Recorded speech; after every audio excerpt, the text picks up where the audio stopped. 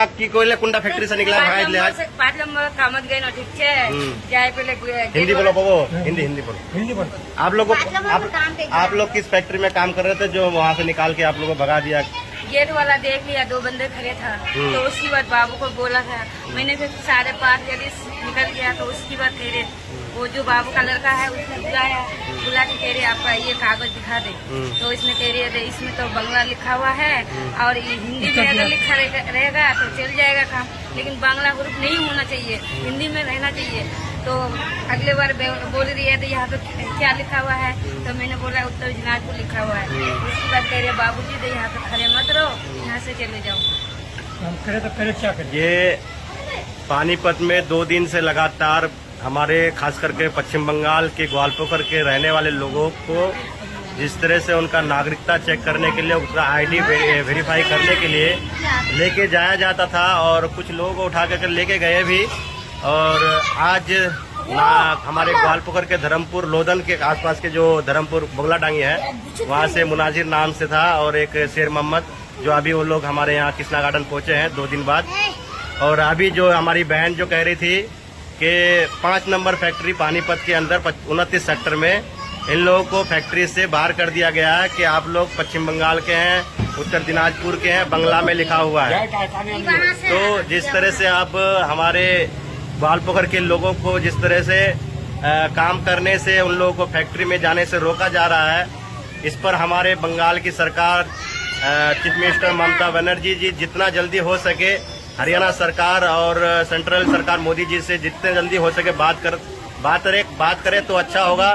क्योंकि यहाँ लोग घबराए हुए हैं, लोग यहाँ डरे हुए हैं और लोग यहाँ पे परेशान हैं। कोई घर काम पे जाने से डर रहे हैं और कोई यहाँ पे भी कहीं से जाने के लिए कोई किसी को फैक्ट्री जाने नहीं दिया जाता है, बोला जाता है। एक और खबर आया था हम लोग के पास बरसात रोड से कि वहाँ पे बांग्लादेशी बोल करके उन लोगों को भगाया जाता है लोकल लोगों के जरिए। तो यहाँ जितने भी बंगाल के लोग हैं उन लोगों को भी डर सताने लगा है। तो ये वीडियो के माध्यम से जितना जल्दी हो सके आप लोग इस वीडियो को ज्यादा से ज्यादा शेयर करें। हमारे पश्चिम बंगाल के उत्तर दिनाजपुर ग्वालपोखर के हमारे खास करके जितने भी लोग हैं सभी कोई पानीपत में रहने से डर रहे हैं, घबरा रहे हैं। खास करके हमारे माताएं बहनें जो भी हैं, जो लोग भी काम करती है, ये लोग काफी डर रहे हैं। तो ये इस डर के वजह से इस डर को हटाने के लिए चीफ मिनिस्टर ममता बनर्जी को ये वीडियो शेयर होना चाहिए, पहुंचना चाहिए, ताकि हरियाणा सरकार से जो भी हो सके, जितने भी बड़े बड़े नेता हैं सभी से ये बात करे और यहाँ प्रवासी जो भी लोग पश्चिम बंगाल ग्वालपोखर के लोग रह रहे हैं इन लोगों को एक दिलासा देने का काम करे। ये वीडियो को जितना हो सके आप लोग शेयर कीजिए। काफी लोग 2 दिन से आज लगातार इसी चिंता में है कि हम लोगों का क्या होगा।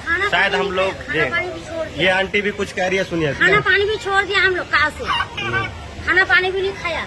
सब कोई डरे हुए हैं, सब कोई ये सोच रहे हैं कि जब हम लोगों के पास बंगाल का आईडी है, बंगाल का सब कुछ है, फिर भी हम लोगों को उठा करके ले जाया जा रहा है। और उसके बाद उठा लेते हैं, बस भी उठा लेता है, बस भी चेक हो रहा है। तो कैसे घर जाएंगे हम?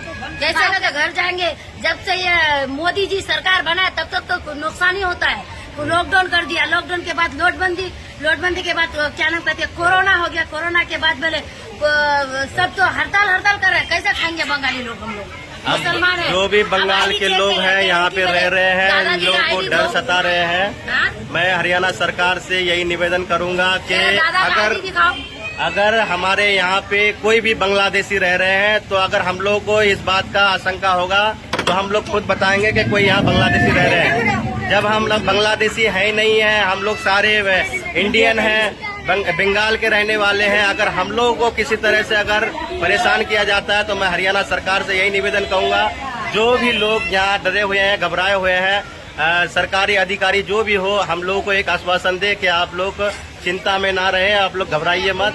जिसके पास भी कोई भी डॉक्यूमेंट्स अगर है तो वो लोग अपना दस्तावेज अगर हम लोग देखना चाहेंगे तो हम लोग दिखाएंगे। जहाँ पे भी कैंप बनाया जाएगा, जहाँ पे भी बोलेगा, हम लोग जाएंगे, अपना सारा कुछ दस्तावेज जो कुछ भी होगा हम लोग लेके जाएंगे।